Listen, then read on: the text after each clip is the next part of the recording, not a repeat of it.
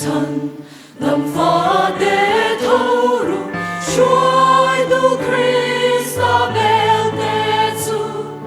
haru o nam ro bui te u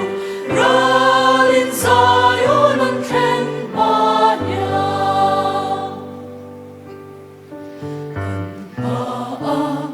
mi hoài cả te kha an ding ne he mun ma ya an wan sa an thi nghe en ru i so za ra ne tu te a thiên thu lu su wo so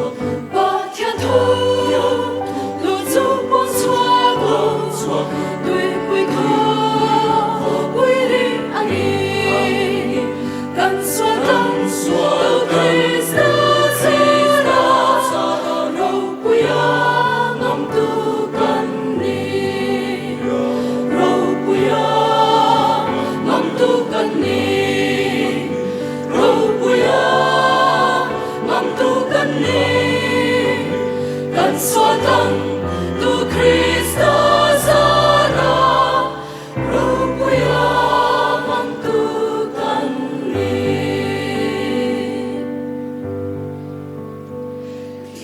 Mate lau top lau turi kan munna turu kali ama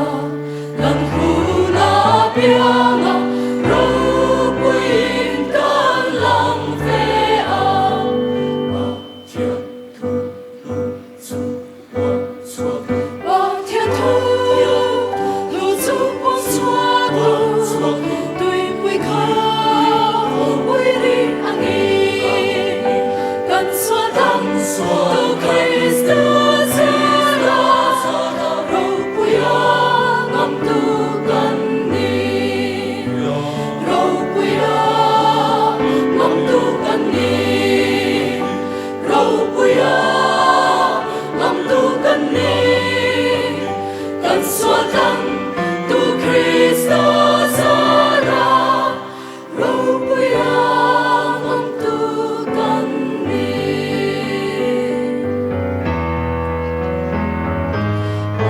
ma pa akan din cheva aro bui sia she tu ri ma choi mo im kan fa kan lo man te mu chevi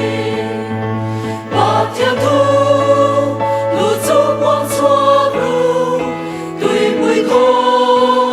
bui ri ang i kan xua